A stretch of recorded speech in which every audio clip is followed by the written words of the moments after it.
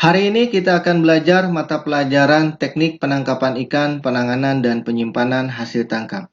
Kita lanjutkan materi kita tentang operasi penangkapan ikan dengan menggunakan alat tangkap longline. Dan hari ini yang kita akan bahas adalah tentang hauling. Apa itu hauling? Hauling atau penarikan alat tangkap. Hauling dilakukan setelah alat tangkap longline berada di dalam air sekitar 5 sampai dengan 8 jam. Hauling dilakukan dari geladak kapal bagian depan sebelah kanan. Tali utama ditarik dengan menggunakan mesin penarik, yaitu dengan menggunakan line hauler, dan line haulernya dipasang sekitar jarak kurang lebih 1 meter dari tepi lambung kanan, sedangkan roller dipasang pada dinding kapal atau bulwark atau lambung kanan sejajar dengan line hauler. Tali utama ditarik melewati side roller, kemudian tali hasil tarikan tersebut dirapikan kembali.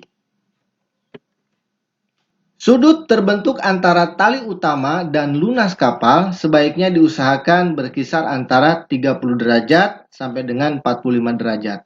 Tetapi sebaiknya pada sudut kurang lebih 33,5 derajat. Pada saat hauling, sebaiknya angin berasal dari arah depan, sehingga kapal mudah diorak-gerak.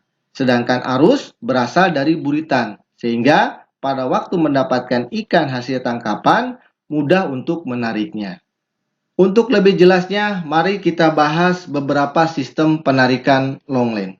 Seperti diketahui bahwa dalam sistem pengoperasian alat tangkap longline, ada yang menggunakan box system, kemudian ada menggunakan blong, kemudian ada yang menggunakan basket system, kemudian ada yang menggunakan drum. Berikut penjelasan tentang yang menggunakan box system. Misalkan pada sebuah kapal longline, di situ ada geladak depannya, kemudian ada bangunan atas lain, sedikit di bagian dek ke belakang. Kemudian di box system itu ada mainland box, tempat penyimpanan atau tempat merampihkan mainland, dan dirapihkannya dibantu dengan menggunakan alat bantu penangkapan land arranger.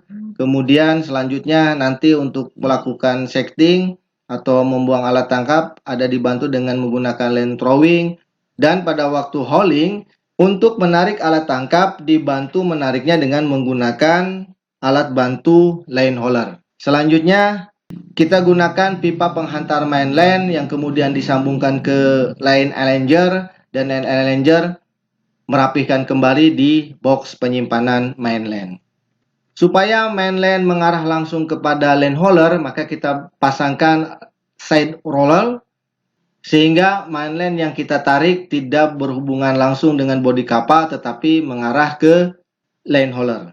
Pada saat tahapan hauling, mainland masuk lewat side roller. Kemudian diusahakan membentuk sudut antara 30 derajat sampai dengan 45 derajat. Kemudian mainland ditarik oleh line hauler. Sebelum masuk ke line hauler, maka kita lepaskan dulu branch line di sini.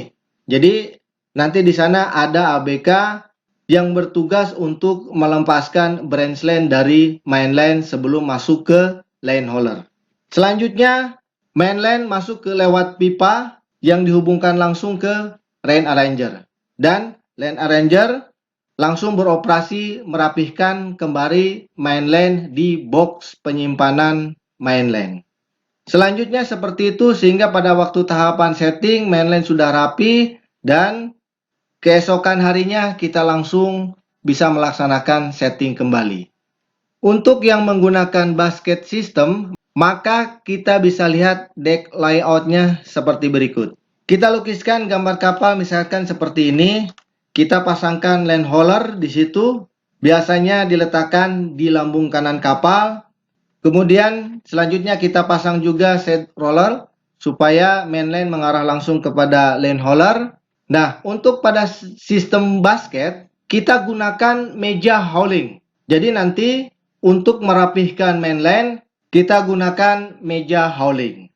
Ketika mainland masuk ke line hauler, melewati side roller terlebih dahulu, maka diusahakan mainland tersebut membentuk sudut 30 derajat sampai dengan 45 derajat. Untuk sistem basket, pada tahapan hauling, beberapa ABK tugasnya adalah sebagai berikut. Tugas ABK yang pertama adalah memegang lane hauler. Dialah pengendali kecepatan lane hauler, menambah kecepatan atau mengurangi kecepatan dalam penarikan main lane. Selanjutnya ABK yang kedua, tugasnya adalah mengambil branch lane sebelum masuk ke lane hauler. Jadi ABK ini tugasnya adalah menangkap branch lane sebelum masuk ke dalam lane hauler. Kemudian selanjutnya menggulung branch lane tersebut untuk merapihkannya kembali. Atau dia bekerja sama dengan ABK yang ketiga. ABK yang kedua hanya menangkap branch lane saja. Kemudian ABK yang ketiga tugasnya selanjutnya adalah menggulung branch lane yang sudah ditangkap kemudian merapikannya kembali. Atau ABK kedua dan ketiga ini bekerja sama, dia menangkap langsung menggulung secara bergantian. Selanjutnya main lane yang ditarik oleh lane hauler kemudian kita rapihkan di atas meja hauling. Nah, tentunya ABK selanjutnya bertugas untuk menyusun kembali main lane tersebut atau menyusun kembali tali utama. Tugas ABK lainnya adalah yang pertama mengikat per basket main lane yang sudah disusun dan menyusun branch lane per basket pula supaya memudahkan pada waktu setting selanjutnya. Kemudian biasanya pada sistem basket itu ada ABK sebagai cadangan.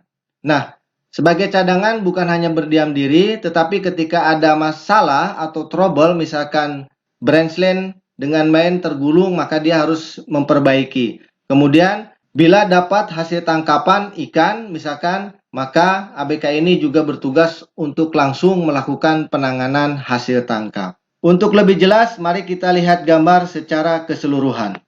Pada sistem basket, tugas-tugas ABK itu ada yang memegang lane hauler, kemudian menangkap branch lane, yang ditangkap berarti snapnya ya, untuk dilepaskan dari main lane-nya. Kemudian ada ABK yang menggulung branch lane, selanjutnya untuk dirapihkan. Kemudian ada main lane yang masuk, itu dirapihkan dan disusun kembali oleh ABK yang lain. Kemudian supaya mudah pada waktu setting, maka main lane disusun per basket, begitu pula branch lane disusun juga per basket kembali. Dan ABK lain sebagai cadangan menunggu apabila terjadi masalah ataupun untuk melakukan penanganan hasil tangkapan. Pada saat hauling, harus terjadi koordinasi antara pemegang kemudi dan pemegang handle lane hauler, sehingga terjadi sinkronisasi antara kecepatan kapal dan kecepatan penarikan tali main lane. Kenapa demikian? Mari kita bahas sebagai berikut. Sudut main lane terhadap garis lunas saat hauling dilihat dari penampang atas bangunan kapal. Misalkan ini bagian kapal dilihat dari atas, kita tarik garis haluan kapal, kemudian itu adalah garis bidang melintang kapal pada side roller dan garis sigung pada lane hauler sejajar lunas. Untuk menarik lane hauler harus membentuk sudut antara 30 derajat sampai dengan 45 derajat. Jangan sampai arah main lane kurang dari 30 derajat atau malah lebih daripada 45 derajat. Jadi kita usahakan sudut main lane itu berada di kisaran di sini, ya. Ini yang merupakan sudut main lane yang dianjurkan. Tidak kurang dari 30 derajat dan tidak lebih dari 45 derajat. Kenapa demikian? Jika sudut kurang dari 30 derajat, jarak antara main line dengan garis haluan kapal atau center line terlalu dekat. Contohnya seperti ini main line-nya terlalu dekat dengan garis haluan kapal. Maka akan mengakibatkan sebagian komponen longline akan menjurur ke arah buritan. Dan karena adanya pengaruh efek propeller dan arus ikutan, maka kemungkinan besar komponen tersebut akan terbelit pada propeller. Jadi komponen longline akan menjulur ke belakang, yang akhirnya nanti akan nyangkut di propeller kapal. Ini terjadi karena kecepatan kapal lebih besar daripada kecepatan penarikan tali mainland. Jadi, mengemudikan kapalnya terlalu cepat, sedangkan menarik mainlandnya lewat land hauler itu terlalu lambat. Selanjutnya, jika sudut lebih besar daripada 45 derajat, jarak antara mainland dengan garis haluan kapal atau center line-nya terlalu jauh. Contohnya adalah seperti ini. Jadi ini garis haluan kapal, sedangkan sudut mainland-nya itu sangat besar, lebih daripada 45 derajat. Maka akan mengakibatkan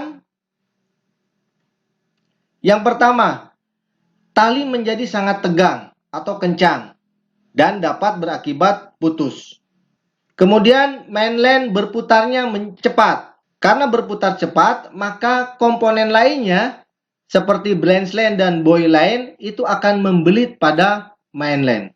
Jadi ini mainland akan menjadi tegang sehingga dia akan berputar. Karena mainlandnya berputar, maka komponen yang lainnya buoy line maupun branch line itu akan membelit di mainland. Ini terjadi karena kecepatan kapalnya kurang daripada kecepatan penarikan tali mainland. Jadi, menarik mainland lewat land haulernya itu terlalu cepat, sedangkan laju kapalnya terlalu lambat. Sehingga akibatnya tali mainland menjadi sangat tegang, kemudian berputarnya menjadi cepat, dan komponen lainnya, branch line dan buoy line itu akan membelit pada mainland. Sehingga pada saat hauling, yang sangat dianjurkan adalah arah mainland jangan sampai kurang dari 30 derajat dan jangan sampai lebih daripada 45 derajat. Tetapi di kisaran antara 30 derajat sampai dengan 45 derajat. Dan kalau bisa diusahakan sudutnya membentuk 33,5 derajat. Itu bisa dilakukan apabila kecepatan kapal sama dengan kecepatan penarikan tali mainland. Demikian penjelasan tentang hauling dalam operasi penangkapan dengan menggunakan alat tangkap longline. Terima kasih sudah menonton videonya. Semoga bermanfaat dan dapat membantu dalam pembelajaran kalian. Ingat, jaga selalu kesehatan diri kalian dan juga keluarga. Bila taufiq wal hidayah, wassalamualaikum warahmatullahi wabarakatuh.